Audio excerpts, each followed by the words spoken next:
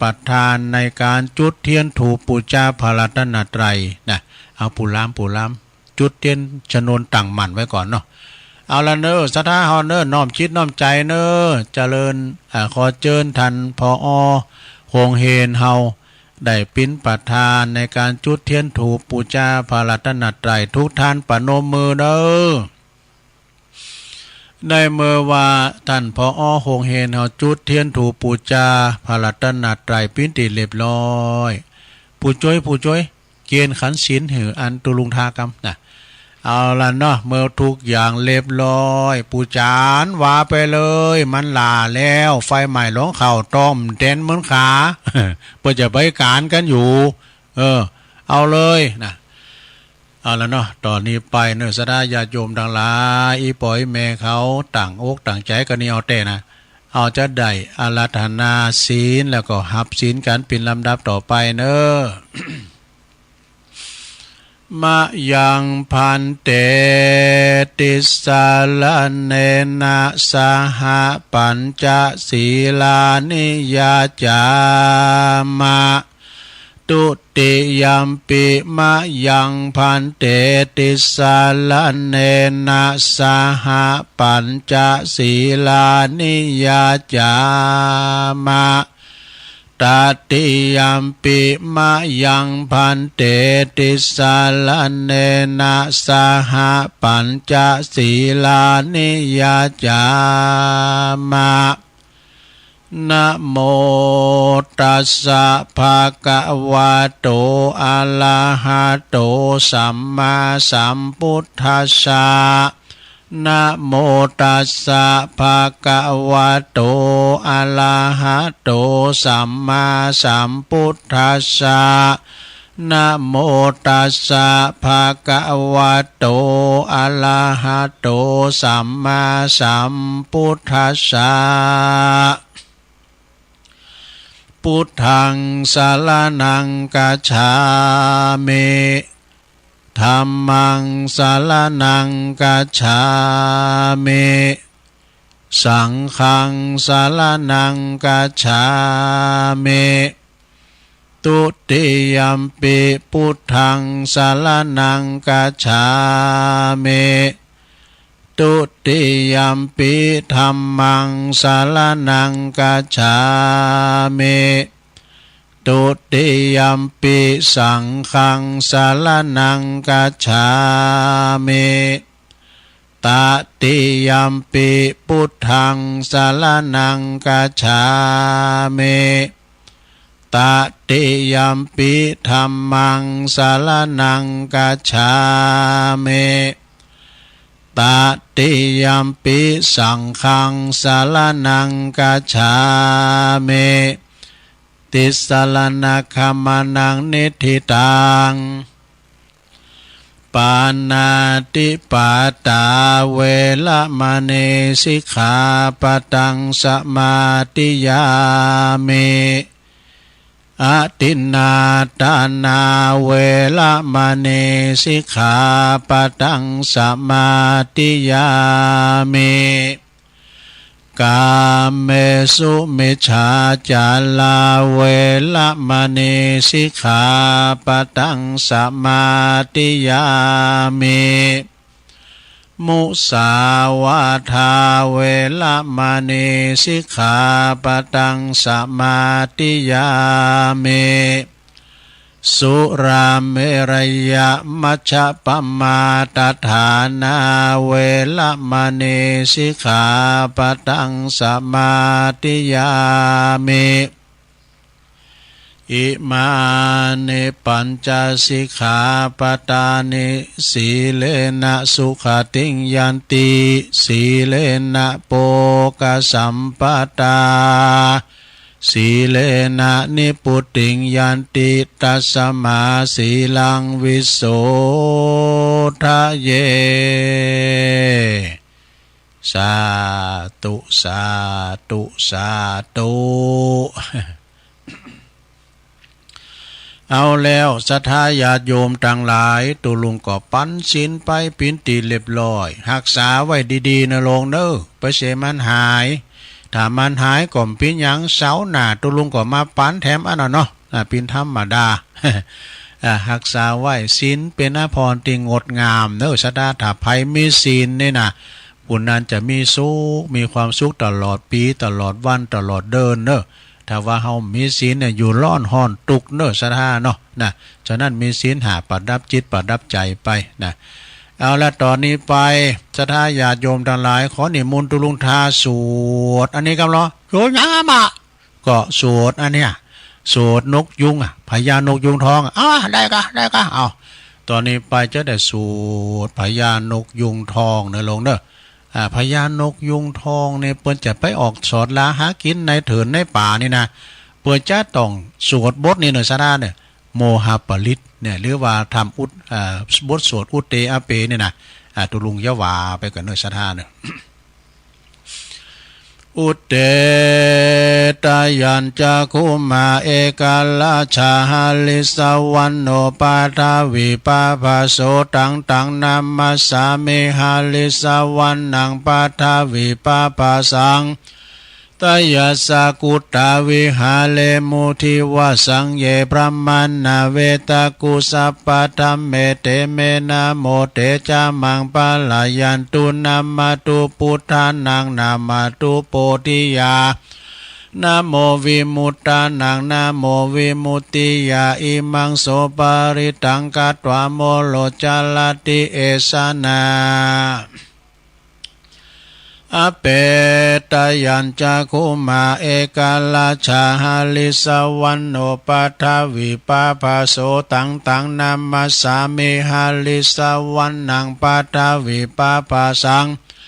ตยาสากุตาวิหาเลมุลติงเยพระมัณนาเวตากุสัพพะธัมเมเตเมนะโมเตจามังปะลายันตุนามาตุพุทธานังนามาตุโพธิยา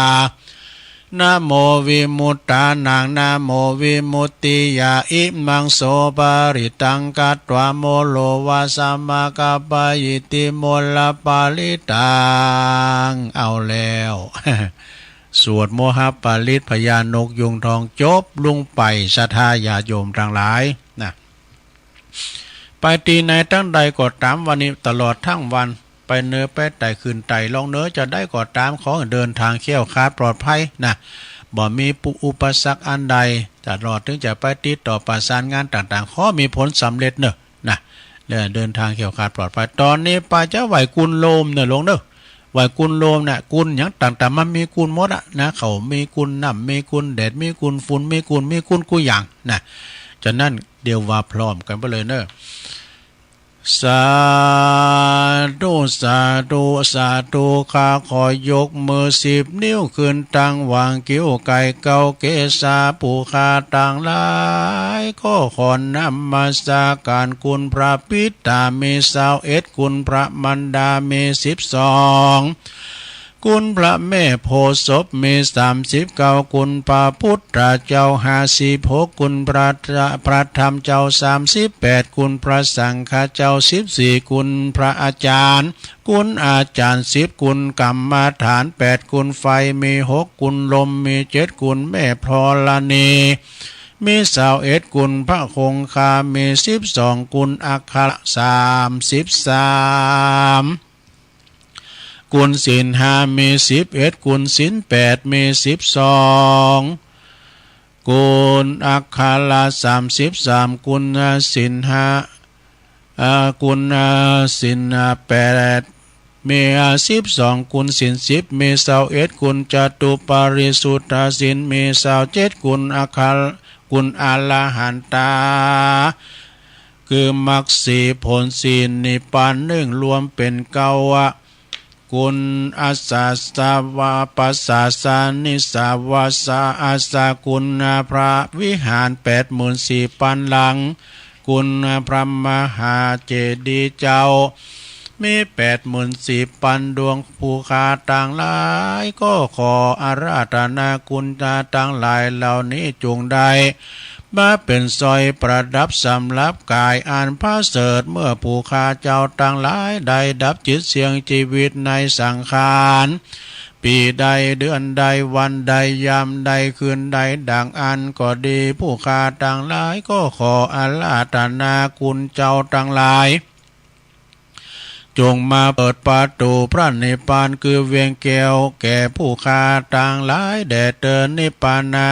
ปัจจโยโหนตุโนนิจังนิพพานังปาลามังสุขังเอาแล้วไหวคุณโลมเนาะก็เรียบร้อยไปต่อไปเนี่ยแฮมตุแผ่เมตตาเนอะคำนี้นะจะแผ่เมตตาแล้วก็อีตั้งอย่างกินจิปินลำดับต่อไปการแผ่เมตตานี่ก่อนจะแผ่ให้สัมภสัตทั้งหลายเฮาแผ่ให้ตัวเก่าห้อยก่อนเด้อแผ่ให้ตัวเองก่อนว่าพร้อมกันไปเลยอาหังสุขิโตโหเมขอให้ข้าพระเจ้ามีความสุขนิทุกโหโหเมปราศจากความทุกข์อเวโรโหเมปราศจากเวรอภยาปโตโหเม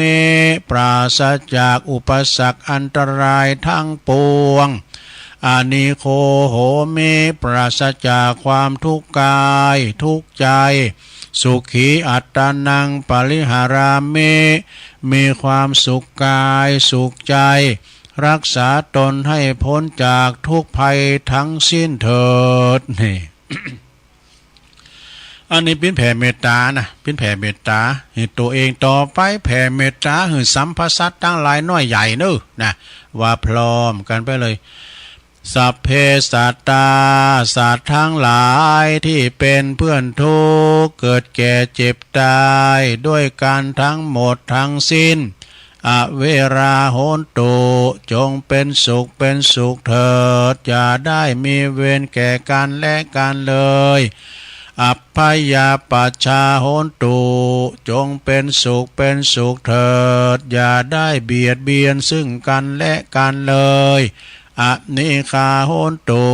จงเป็นสุขเป็นสุขเถิดอย่าได้มีความทุกข์กายทุกข์ใจเลยสุขีอัตตานังปริหารันตุจงมีความสุขกายสุขใจรักษาตนให้พ้นจากทุกภัยทั้งสิ้นเถิดเอาแล้ว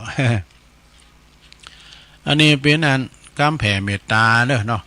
เอาต่อไปเอาเป็นไทยอะไรทำไมหน่อยนะเนาะสตานะข้าพระเจ้า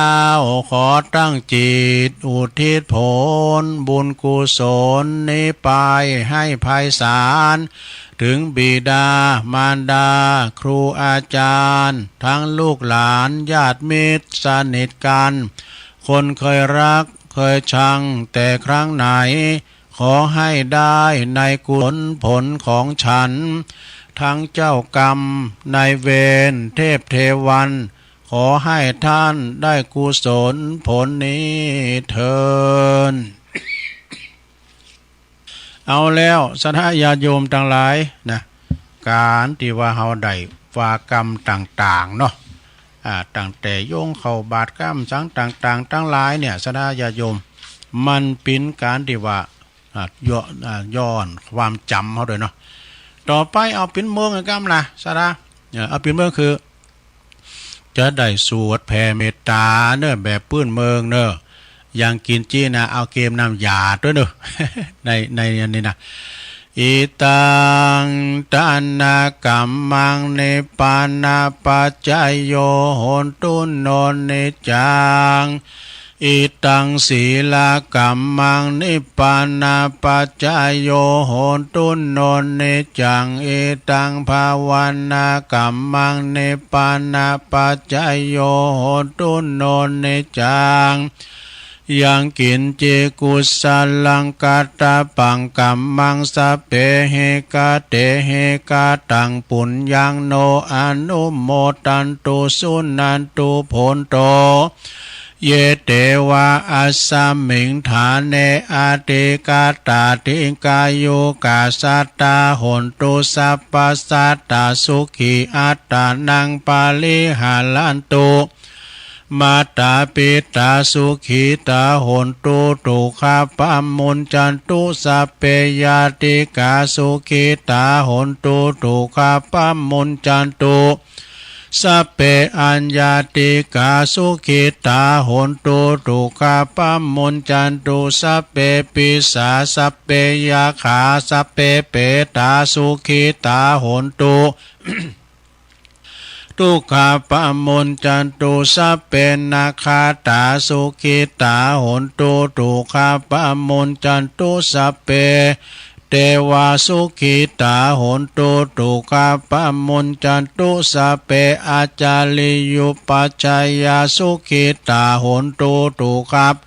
ปัมมุญจันตุสัพพสัมปติโยชมิจฉันตุโวเอาแล้วว่าตัวเต้นเนี่ยหลวงไข่โวยไปปู่จานเหรอไม่ว่าโวยต่อไปเราจะได้วันตาพระเจ้าหลวงโขงแก้วอารามตึงไม้สาลีมหาโพธิทิงหมดละนู้ วันตาเมพุทธังสัพพเมโตสังฆัมมะธัมเมปันเตวันตามิธัมมังสัพพเมโตสังฆัมมะธัมเมปันเต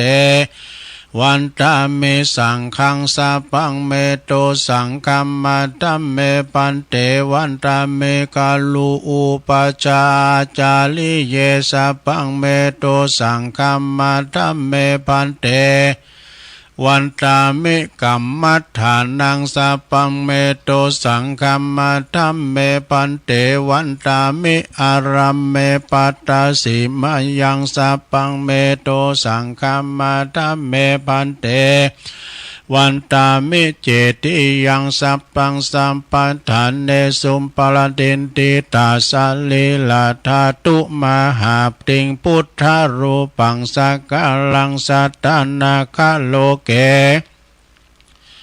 เทวโลเกปรัมมาโตเกจมปูติเปลังกาติเปสลิลาธาตุโยเกสาธาตุโยอัลลหันตาธาตุโยเจติยังกันตะกุติง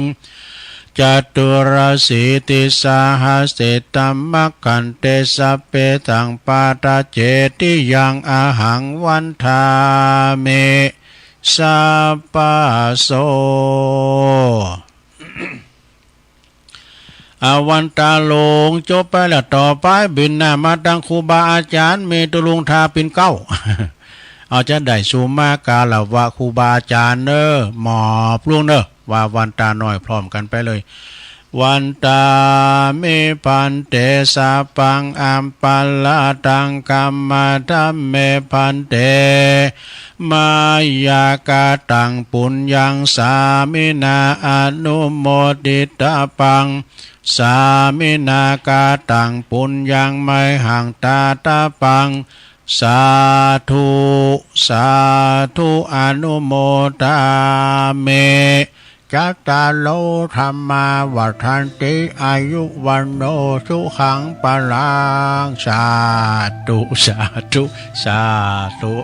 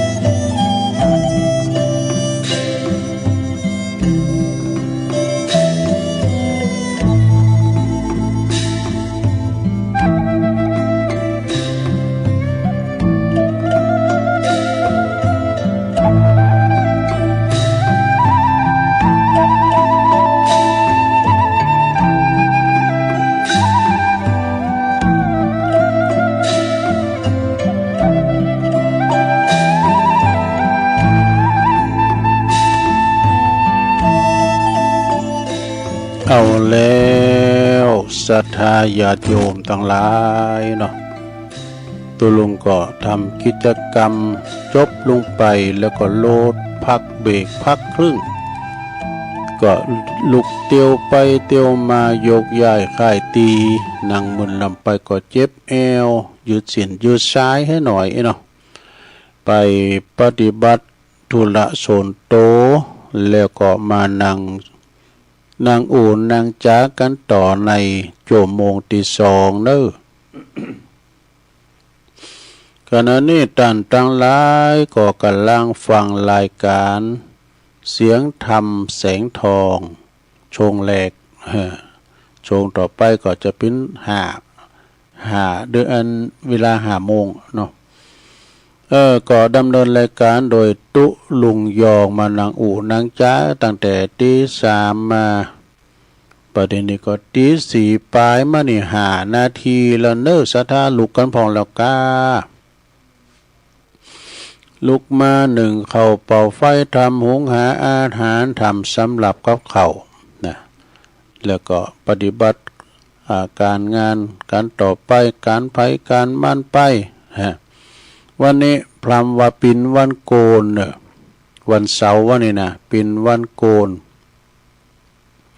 ก็คือปินวันหอนั่นเองพวกนี้จะปินวันศีลใหญ่ศีลโลงเนอะจะปินวัน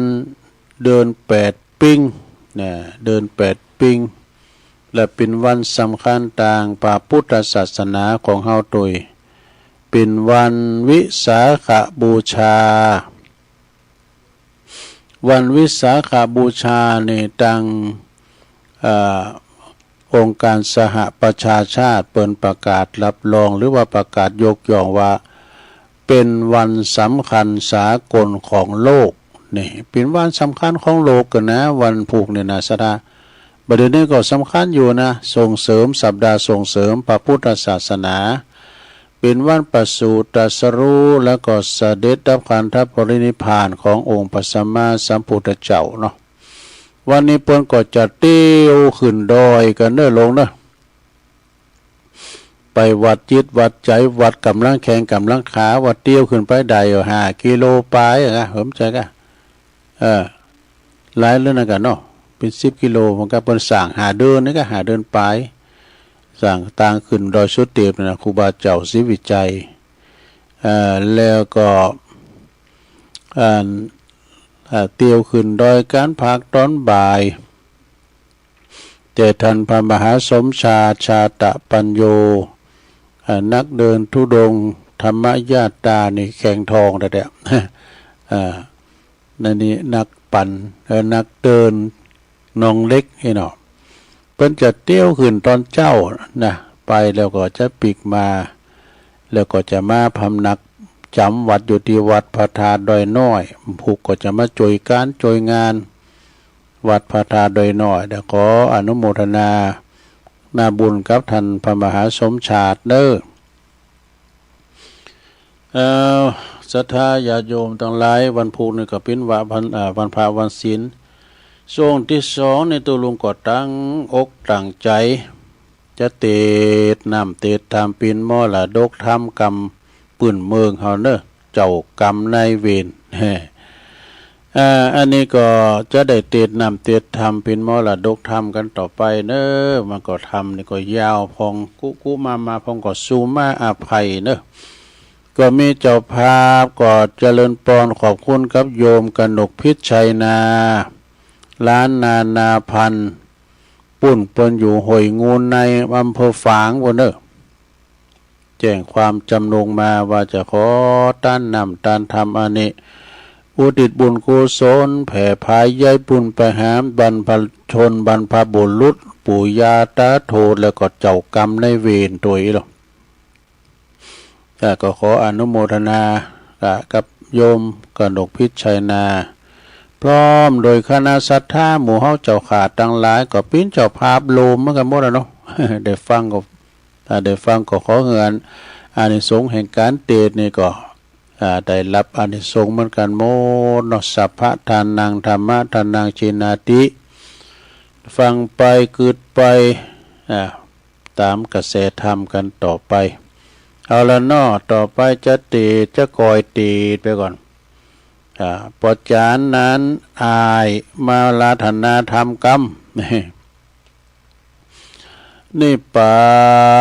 นังเยนากาลังละมังเยนากาสายังปันดิโตตังโนมะกังอุติสิตุงธรรมามุตตมังปัจจัง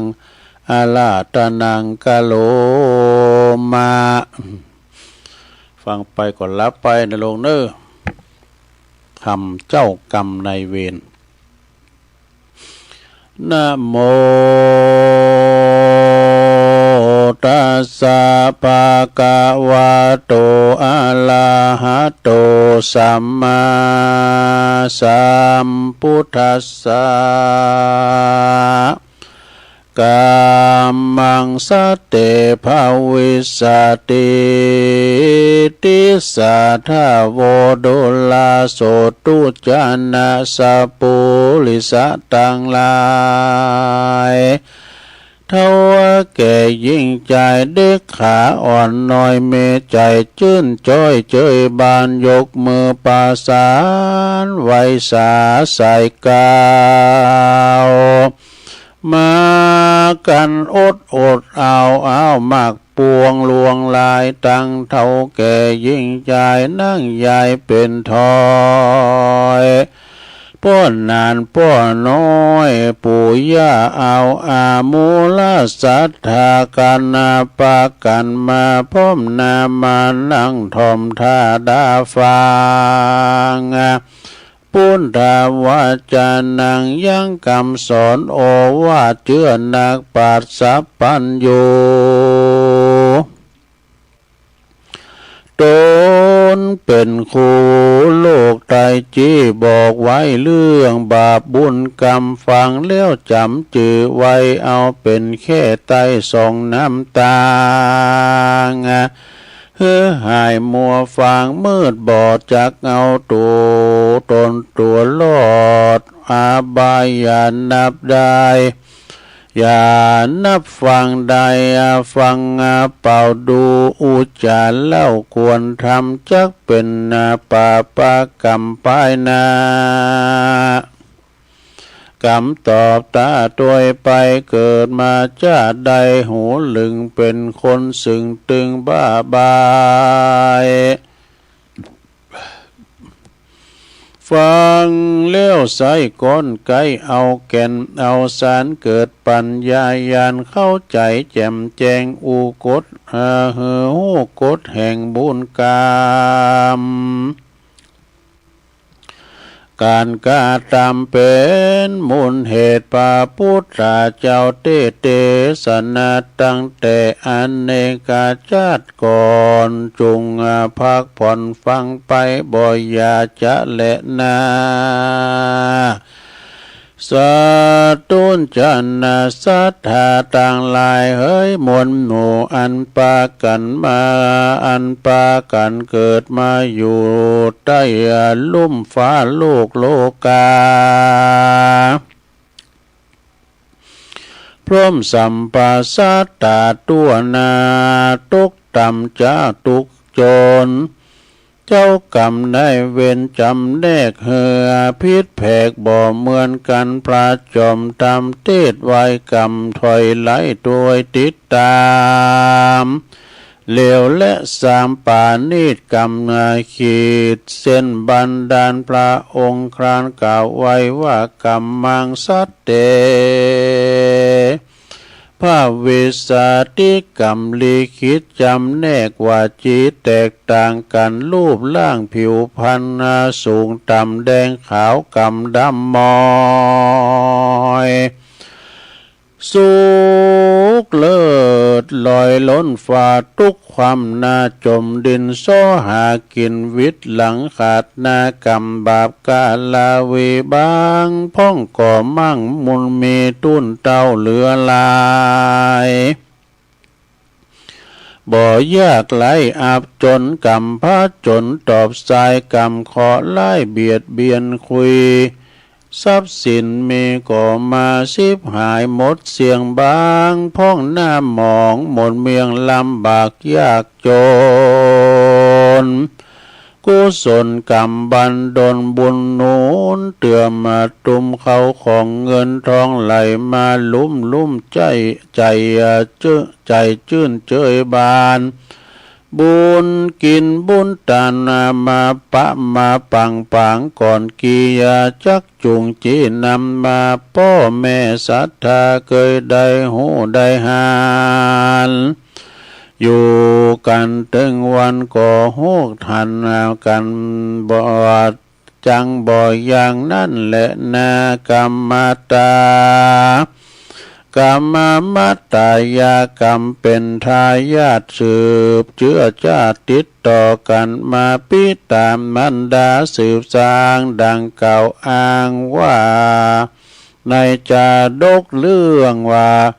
เกิดเลือดในอกพระเจ้าพิมพิสารตามประวัติเล่าขานเล่าไว้ว่ายามอยู่ในต้องใส่แม่มารดาปามานต้องปานต้องใหญ่เมใจใครอยากกินเลือดใครอยากกินอาหารมาตามานแป้ต้องเจ็บดวงของจุกเสียดอยากกินเลือดพระเจ้าพิมพิสารแสนทรมานใจหน่อยพระยอดซอยพิมพิสารก็เอาถ้วยจานสีทองปานเนตรเอาผ้าขันกีดเอาหัวเข่าพาองค์เลือดย้อยลงเตื้อน้อยใส่ถ้วยทองเตื้อน้อยย้อนว่าเฮือยอดซอยสี่ภรรยาได้ดื่มทาลาเลือดพระเจ้าพิมพิสารแล้วเล่าว่าจะใจชื่นเจยบานส่วนปู่โลหิตอาจารย์ลาจาอาจารย์ก็มาบวกลบคูณหารตามแบบโบราณเดิมอ่อนก่อนกี่เหตุการณ์อย่างนี้บ่เคยมีมากะจักเกิดเพทาจักเกิดอาเพศมากมายนำนาลูกท่านเจ้าพายาคนนี้เก่งกาต่อไปนาจักคิดข้ามขาลาวีจักชิงดีชิงเด่นชิงดีกับป่าพายาเจ้าเกิดเป็นลูกเต่าอากาศตันอยู่บ่ได้กำจูพ่อแม่ตุกใจเตนักตาสวนว่าพระปิตาพ่อเจ้าใจล้นเล่าเลโลนะจิตใจกังวลฮ้อนไม่ถามสักไซโลหัวลายสันได้จาจี้บอกจักเกิดกึดบอกออกตังใดหอละไทยมืดเตือย้อนว่าหอดขวบมือเวลาภริยาเมียมิ่งก็จึงได้เกิดปุตตาเมลักขานะงามนาคบมาทวนงามเลิศล้วนโสภาปิตามันดาหักยิ่งจึงได้ใส่ชื่อขนานนามว่าบ่เฮเป็นภัยมารไปนากุมมานี้นอนลาจักได้ชื่อว่าอาภิชาสัตโตแปลความดูผู้เป็นผู้บ่เป็นข้าศึกนำความเดือดร้อนเจ้าวากรรมในเวรซ้ำซ้อนป้อเจ้าพิมพิสารอยู่บ่เมินนานปุตตานนอนลานิสัยชั่วช้าเกเรคบเปื้อนโลนเลชื่อว่าเจ้าเทวทัตกึศสารพัดมักใหญ่ไฟสูงเทวทัตจูงกะตำกำก่อทรยศกบฏต่อพ่อสมบัตินั้นนอสิบหายวางเป็นเจ้านายยศใหญ่ยับจับได้เจ้าพายาเจ้าพิมพิสาร เอาไปทรมานยังขังในคอกไว้บ่ป้อนหนอไทยทุกเวทนาแสนโศกาโศกไมทุกทนทุกข์บ่ได้เลยลวดหมอละนาตายไปก็มีหันและนาอันนี้แหละสาตาพ่อแม่พี่น้องเป็นเจ้ามีลูกเต่าหลวงลายมีตึงยิงใจเด็กขาวหนุ่มน้อยสอนบ่อยู่ถอยฟังกำตัวตันติดต่อมาจากพ่อแม่สร้างมากรรมพันธุสืบสายวงศาดีชั่วปาลาเจริญเก่านากรรมเก่าปังหลังมาล้ออยู่ทาถึงจักเนินจ้าขวบปีบ่เมภัยหนีหลีกพ้นใดนักปราชญ์ปะเปรียบเอาไว้อุปมาขึ้นบนหลังคาได้ขึ้นบนหลังคาอยู่ที่สูงเก็บเอาหมู่กรฝูงเล็กเห็นกระดาษคว้างทิ้งอากาศลงมาก้อนเห็นผ้าศิลานักนองย่อมลงละล่องลงดินเพราะว่าก้อนเห็นนักกว่าเลี้ยวบ่อจะตกดินกระดาษบินปิวจ้าเพราะเบากว่าเห็นผ้าตกลงมาเมื่อลุนปุ่นลาเจ้ากรรมนายเวรนั้นนาแก่กาเรียกว่าคันลุกรรมกายกรรมมาบุปปอตีแม่วาจีกรรมด่าคมเปเสียสีปากบ่ดีเหม็นเน่าด่าโคตรเงาวงศาติเตียนนินตาพ่อแม่แก่เท่ามโนกรรมใจดำมืดเศร้าลูกผูกกรรมมาจองเวรลูกเหลือเด่นสอนยากย้อนวิบากกรรมปามาดังพันลนามานี่แหละนาพระองค์พระสัทธาที่ไว้ว่าสัตว์โลกไตเป็นไปตามกรรมผิวพันผิวขาวแดงดำเหมือนกันพร้อมหน้าภัยบ่หันกาลบหลีกลี่นิกรรมบุญบาปกาตรรมภัยธรรมภัยใดกฎกล่าวไว้บาลีว่ากรรมมุนาวัตตติโลโกคนปาโลกตรรมบาปก็ย่อมได้หาบด้วยไปคนจิตใจใสสะอาดบ่เขี้ยวข้าต่างดีบุญป่าละมีเตื่อมกรรมตกน้ำก็บ่ไหลตกใส่ไฟก็บ่ไม่สมบัติบ่ไหลทมทองทรัพย์สินเงินทองก็เกิดสุขล้ำเลิศเป็นดีเป็นเศรษฐีเมื่อซอยเป็นเศรษฐีไปเสียจอยบางคนนั่นเกิดมาตุกข่มขืนเครื่องขีบ่มีบ่มีเมตตาอบอ้อมอารีเป็นคนอัปปีเดือดร้อนเจ้าบ้านกาตำกรรมใจดำบ่ยานเกิดตามกินตามขี้ข้านกาทันนิทีเหนียวบ่กึดแลเหลียวยืนยาวไปนากรรมบาปกาลเวียบางพ้องก็เป็นเศรษฐียามเท่ามีลูกเต่าอาการมีลูกหลานตันเต่าสอนก็อยู่ถอยฟังกรรมบางคนนั้นนำล้ำเลิศมา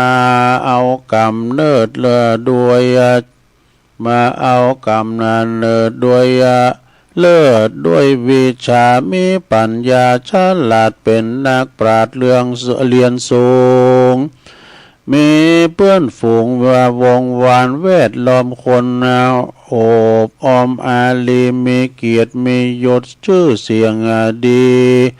มีศักดิ์ศรีบุญปาลามีที่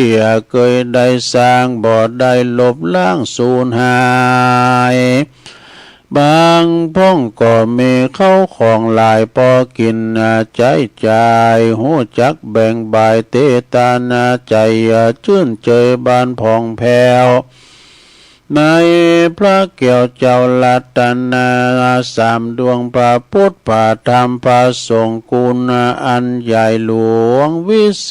ษว่าดวงแก้วกว่าดวงแก้วเขตในโลกลา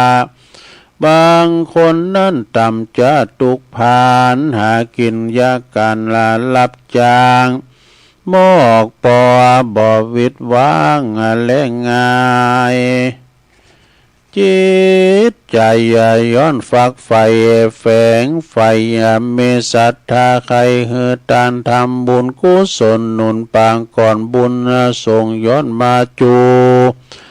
องค์สัพพัญญูกล่าวไว้ดังก่อนไกลแสดงมานี่แหละนามูลศรัทธาที่ปากันมานั่งไว้ต่างเกิดมาใจเวรกรรมการนากาตามสืบต่อพ่อแม่วงศาบางคนเกิดมาลำบากอดกันอยากขอตานะบางพ้องก็เดินสมสารขึ้นล่องเดินเตียวขึ้นล่องตองเตียวกาขายบางคนนั่นสิบหายถอยไล่พ้องปอบางพ้องมีเงินเหลือใจบ่อาทรบางพ้องโศกาอาวรณ์ค่ำมาเจ้ามีลูกเต่าบ่เหมือนมีลูกเต่าเหมือนมดเหมือนผีลูกกาลีขี่ไผ่ขี่เรารับลูกมากินบ่รับลูกมากินข้าวบ่ทำการทำงานเมตนิสัยสันดานทำยิงทำค้าเป็นบ้าเสียผู้เสียคนเป็นคนวิกลจาริตพ่อแม่พี่น้องอันนี้แลนาเวรกรรมพ่อว่าพอปัจจุบันอันใดนักยิ่งกรรมก็วิ่งตัวซะเวยบ่อยู่เฮือล่วงเลยจาดนาโดยตอบตาตันใจกระทำอย่างใดย่อมใดรับผลอย่างนั้นกัลยาณกาลีกัลยาณังปาปะกาลีจะปาปะกังแปลความว่าฟังธรรมฟังทำดีใดดีทำชั่วใดชั่วดังนี้แหละนะดังชี้แจงเทศนามาก็เหมาะสมควรแก่กาลเวลานิติตาอันเก่ายังเทศนาธรรมเรื่องเจ้ากรรมนายเวรก็บังกรมสมเลสดิดแล้วเท่านี้ก่อนแลสาธุสาธุสาธุจบลงไปเป็นกระตุกกระตักไปหน่อยเด้อศรัทธาสันติธรรมมันก็ติดไปตัวลุงก็อ่านหนังสือจ้าก็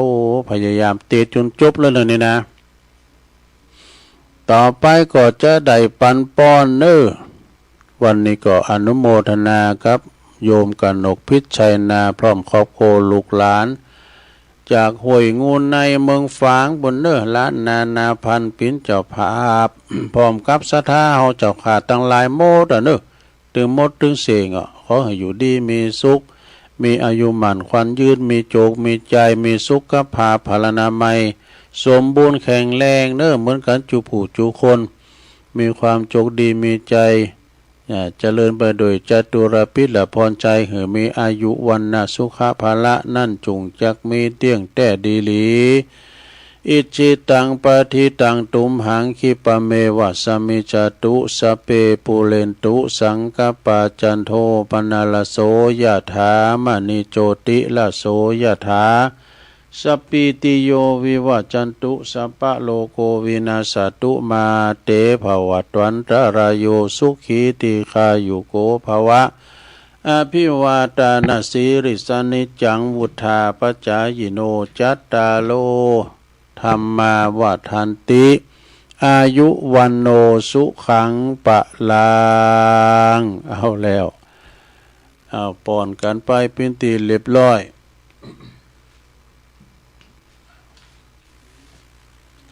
ตอนนี้ไปตุลุงก็จะได้ขออนุญาตอ่านและจืออ่านนั้นข่าวสารงานบุญกันนะลงนะข่าวสารงานบุญก็วันที่20 พฤษภาคม 68ก็งานบุญประเพณีประจำปีที่วัดทุ่งท้อตำบลสองแควอำเภอดอยหล่อเนอะในเมตตาธรรมหลวงอาจารย์ท่านพระครูปัญญาพิสูจน์เจ้าคณะตำบลสองแคว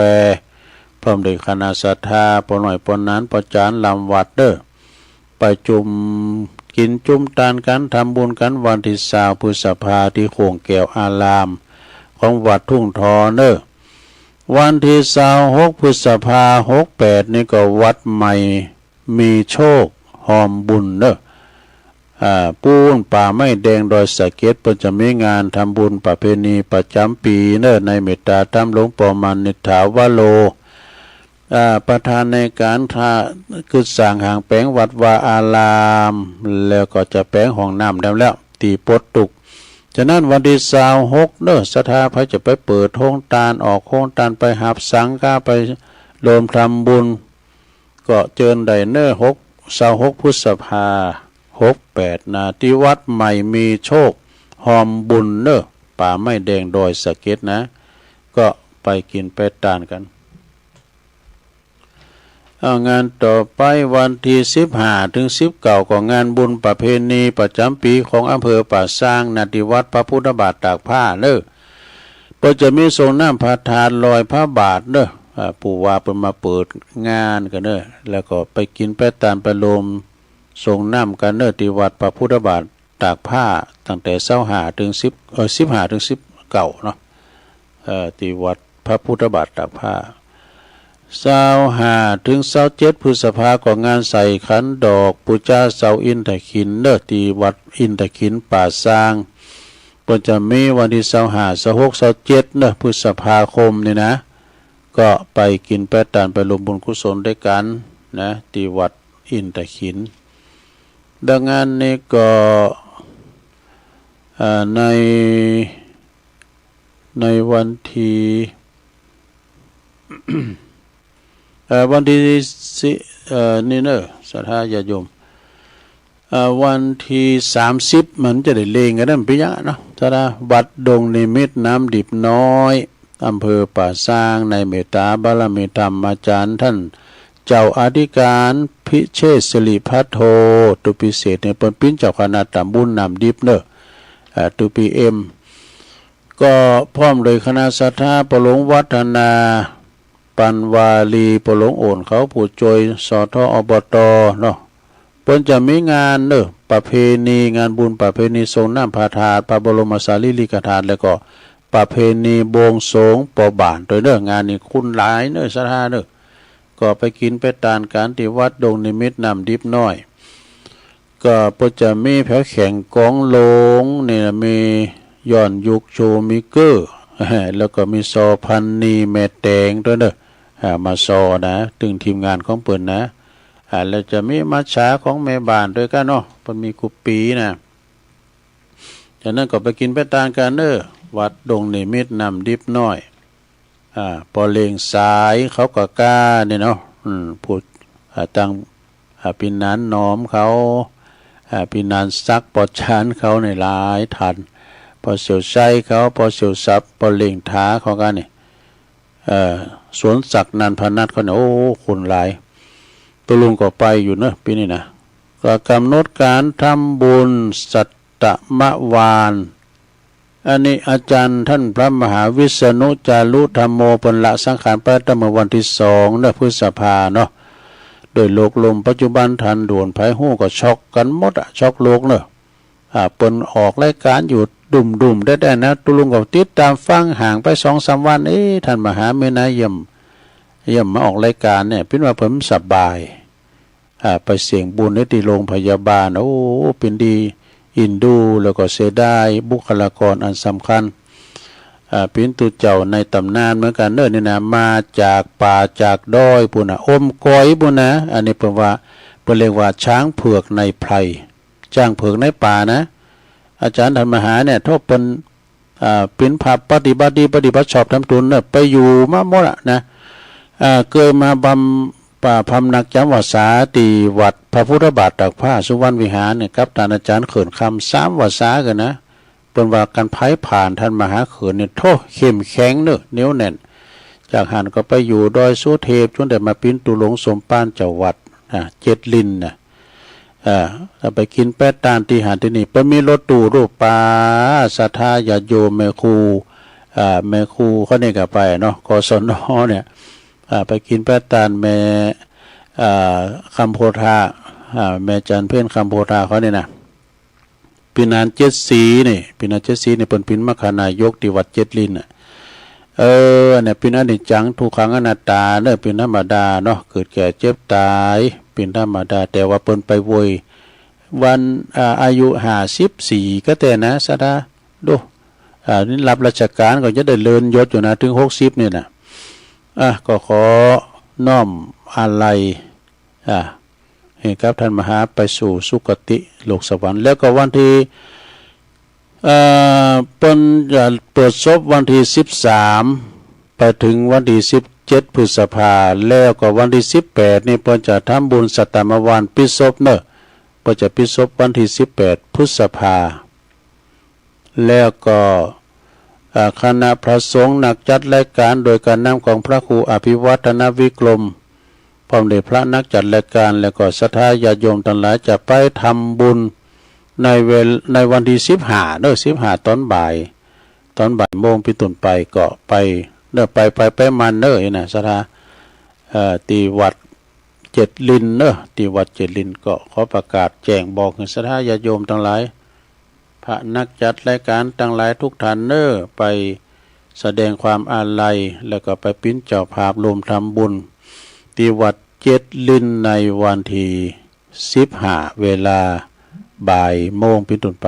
คำได้คุณหลายโลมิตรที่จอดรถนี่นะอาจารย์พระครูวานะไปกลางวันงายวันที่15เนาะต่องานต่อไปวันที่24 พฤษภาก็ที่วัดบรรพตสถิตนี่เพื่อจะตอดผ่าป่าเด้อผ่าป่าหาทุน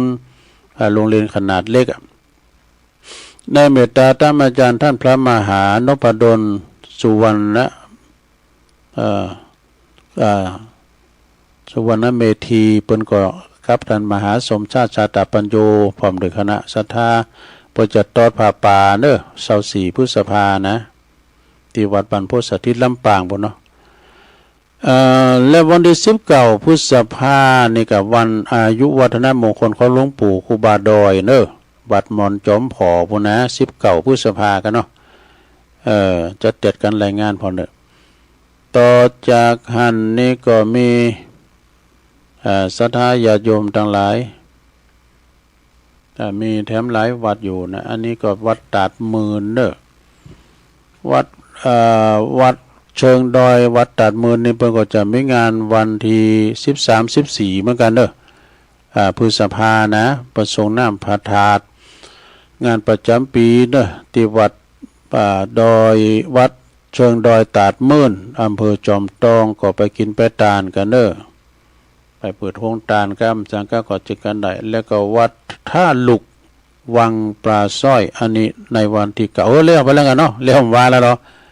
วันนี้ก็เพื่อเก็บตองกันนะกะเลี้ยวไปว่าแล้วแล้วก็วัดดอยแดนนี่ก็จะมีวันที่20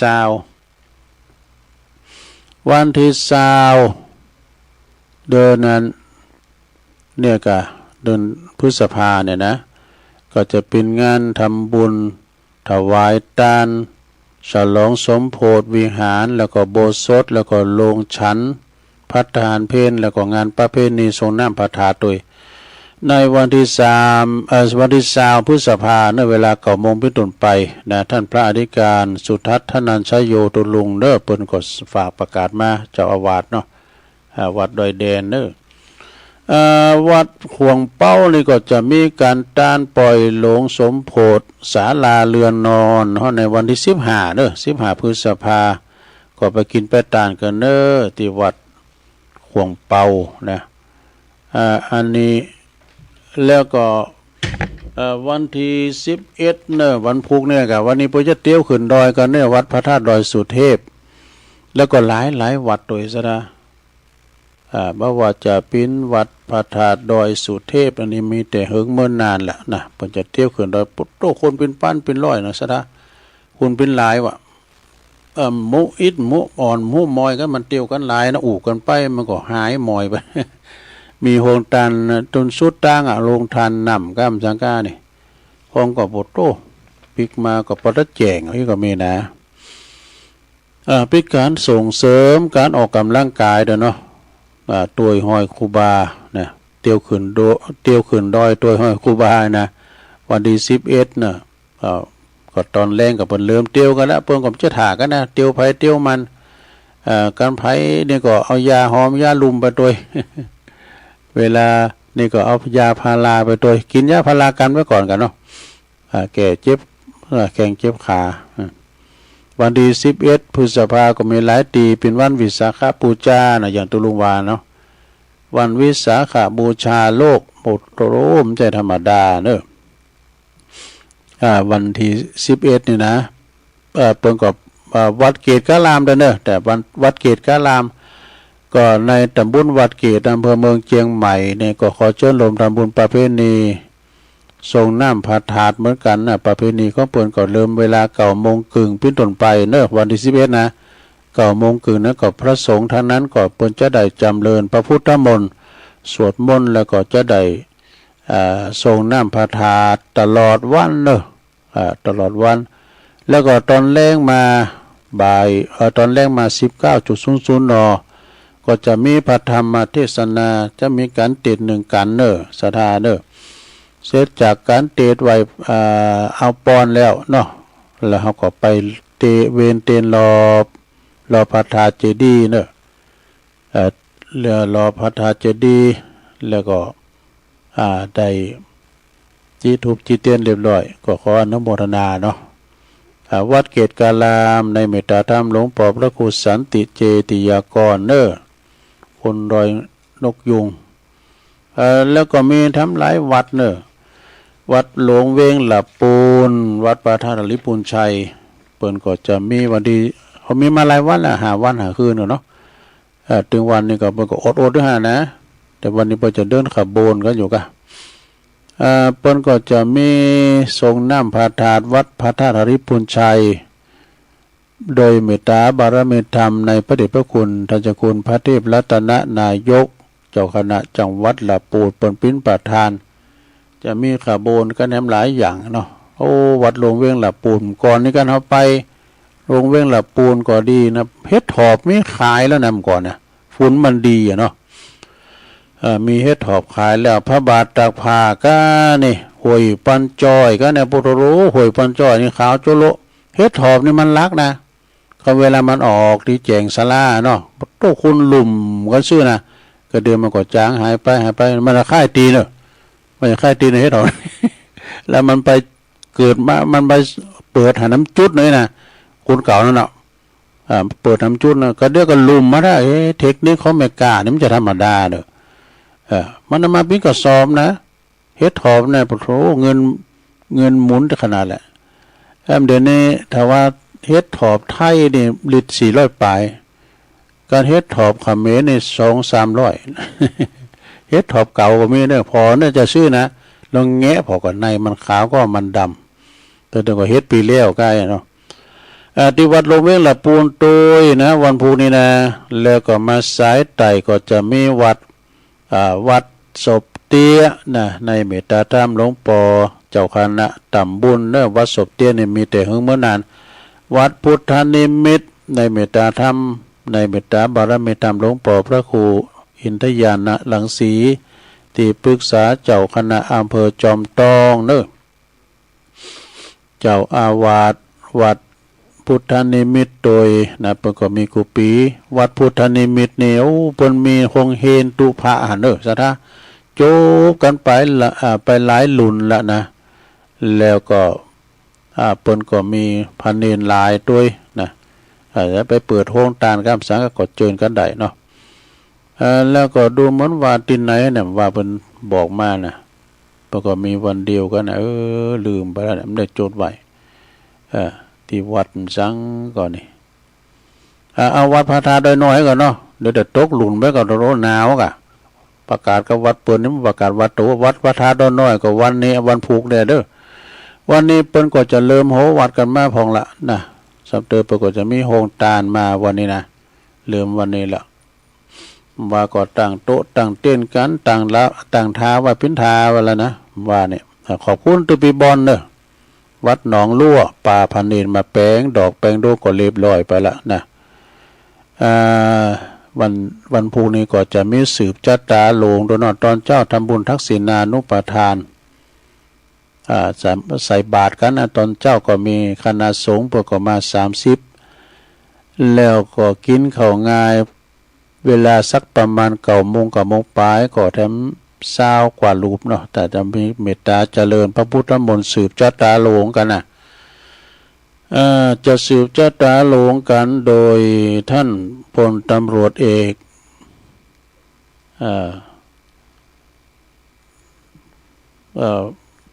เปิ้นจะมาเป็นเจ้าภาพจดไว้นะอันนี้ก็ได้ก่อนเนาะสดาเนาะมากินมาตานกันเด้อในวันที่วันพุธเนี่ยนะเดี๋ยวสอหารายการก่อนมันอยู่ในมือถืออาจารย์บรรส่งมานะก็ประจวบวงศ์สุขอสุมาเด้อพลตำรวจเอกประจวบวงศ์สุขเนี่ยเปิ้นจะมาเป็นประธานพร้อมกับคุณโยมเชิดพงกิ่วแก้วให้นะเนาะมาสืบจัตตาโลงด้วยกันนะแต่กันเนอร์ยังตัดต้องอันประกาศเนียมกรรมก็มันมีข่าวสารงานบุญก็มีหลายอยู่เนาะศรัทธาญาติโยมทั้งหลายก็ประกาศให้ศรัทธาเปิ้นฝากมาตังนี่พองก้าตังลายพองก้านะก็ให้ศรัทธาญาติโยมพระนักจัดรายการมีไหนแต่ตุลุงก็พอได้ลายนะศรัทธาญาติโยม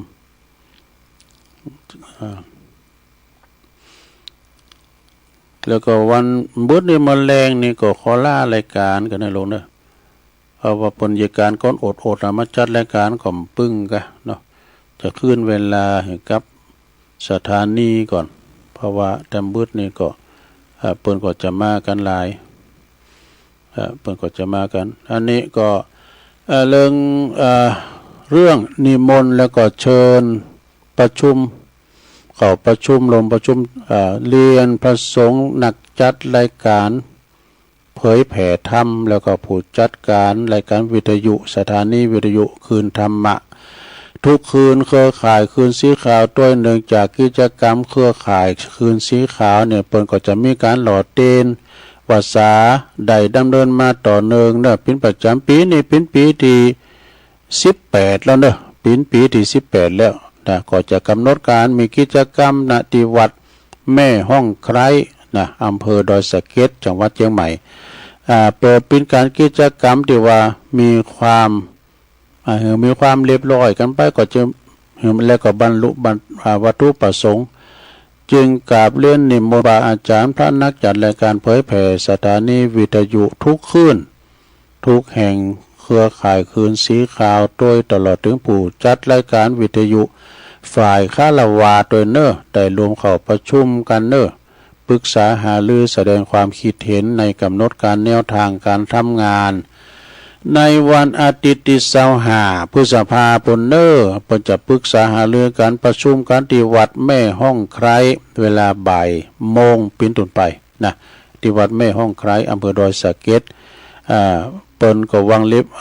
บว่าพระสงฆ์นิมนต์ฉันเพลที่วัดแม่ห้องไคร้น่ะเนาะจึงเรียนมาเพื่อทราบพระครูอภิวัฒนวิกรมนะเปิ้นก็ฝากประกาศครูบาอาจารย์ครูตุนครูองค์ที่เปิ้นจัดรายการวิทยุนะ ฉะนั้นก็ขออนุโมทนาเนาะกับศรัทธาญาติโยมทั้งหลายมีทวีศักดิ์กันทวีตุปิหนุ่มเนาะส่งมาตังเฟซตังไลน์ส่งมาไลน์โดยแล้วก็มีอันแม่หลวงสายฝนจันกุลนะจากน้องผ่าขาวไหลปิ้งก็ฟังอยู่โยมโดยน้อยพัฒนาน้องหานสันทรายฟังอยู่ป้อเล่งคิดป้อเล่งนรงค์กิติวงศ์เด้อเปิ้นอยู่ปุ้น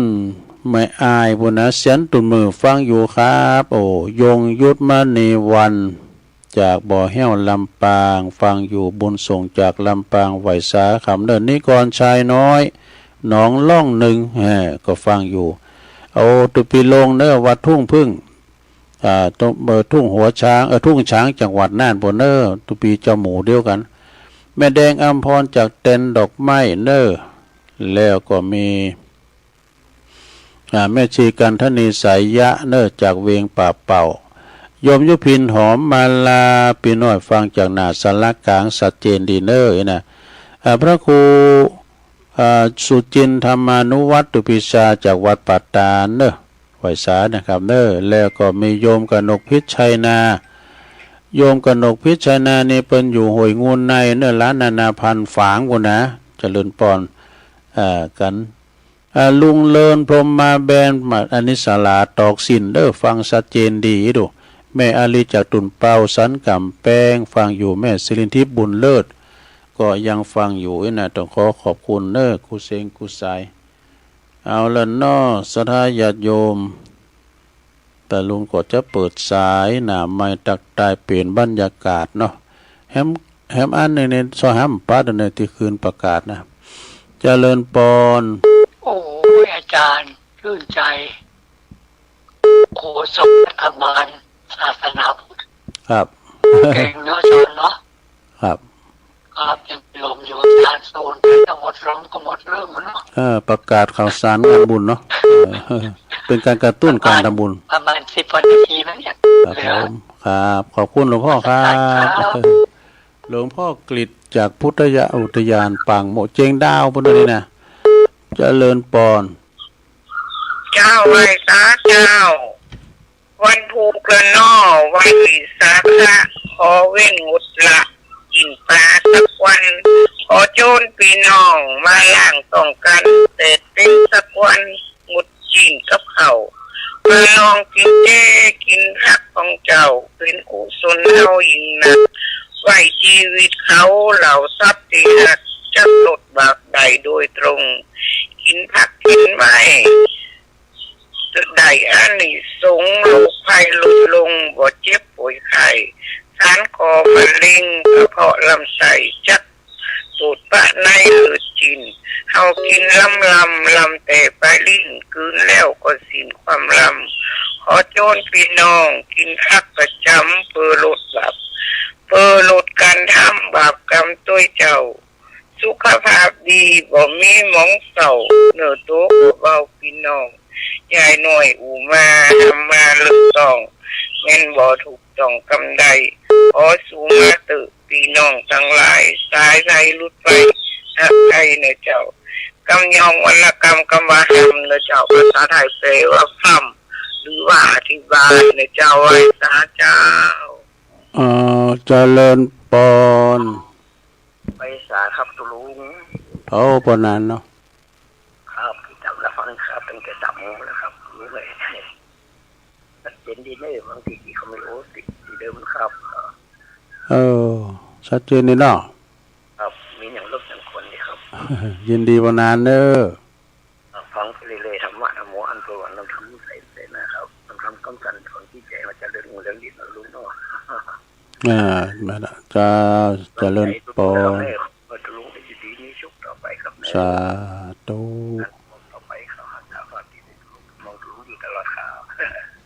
พี่น้องบันไกเนี่ยปนานประเสริฐนาหน่อยนาแดงเมืองนานบนนี่นะมันจะของไก่มันก็เนอเมืองนาน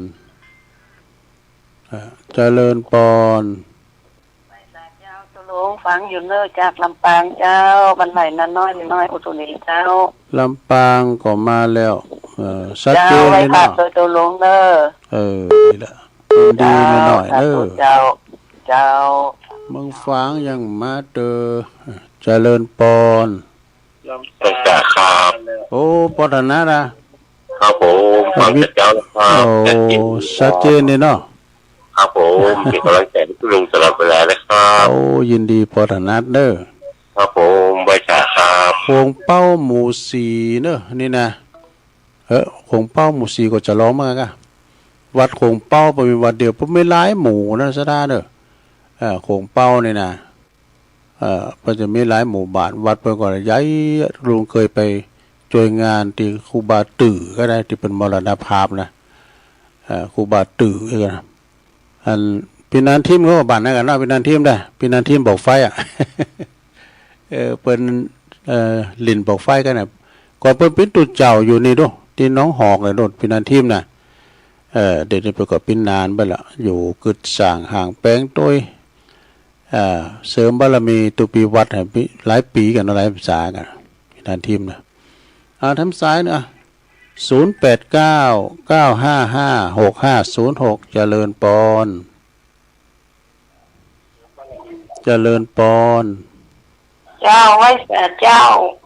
รู้ลม อยู่ตั้งใด น้ำมันเด้อ น้ำหม่อมก้าน้ำหม่อมฟังจากละปะกอยเนาะ เจ้าวันเสียดายเนาะไม่ได้ไป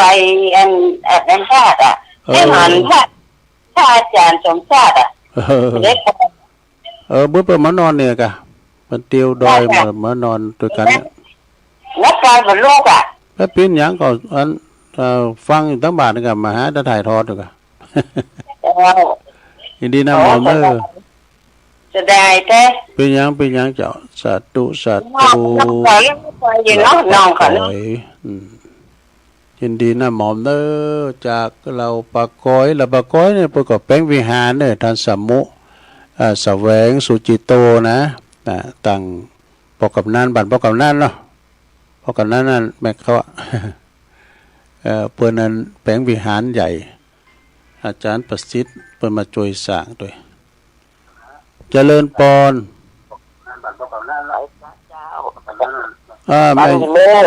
แม่บุญเมืองอ่ะ เจ้า หาหน้าหาตาแม่หลวงล่าแม่หลวงบุญเมืองเขาน่ะห้องหาดตาตุ่มชัดเจนดีเนาะ เจ้า ดีเลยชัดเจนดี ก็ตัดคำเลย ไปเป็นอย่างเต้นยินดีแม่บุญเมืองเด้อจบรายการตุลุงก็ฟังเสียงธรรมจากวัดจันทร์เด้อเจริญพรเจริญพร เจ้าเมื่อนี้ไม่ได้โทรหาอาจารย์ ชัดเจนเลยเนาะ อันนี้ก็เจ้า ชัดเจนเลยเนาะ ชัดเจนเลยเจ้าเอาฟังทั้งวันอ่ะ ดีแล้วเด้อ ไม่ได้โทรหมดแล้วเจ้า อยู่ที่ไหนก็ อยู่มันมาแต่เจ้า เมตเต้ มันไม่ส่งคิดแต่เจ้า บัตรแม่สมคิดครับบุญเนาะ เจ้าไม่ส่งคิดไปเดียวก็ไปโทรแล้วเนาะ ได้ยินแล้วเนี่ยแม่สมคิดเขานะ เพิ่น สมองเพิ่นบ่ค่อยดีนะอาจารย์ ว่าเพิ่นก็ได้พักฟังก็ดีแล้วเนาะจบ โกบ่เป็นอย่างนั้นเพิ่นเป็นน้อยๆยังได้บ่เป็นอย่างเจ้า เป็นกำลังใจให้เพิ่นเด้อ แล้วก็ป้าเปิ้นกันแล้วก็ถามเปิ้นมาเปิ้นบ่ได้โทรเหมือนกันแล้วมันมานะ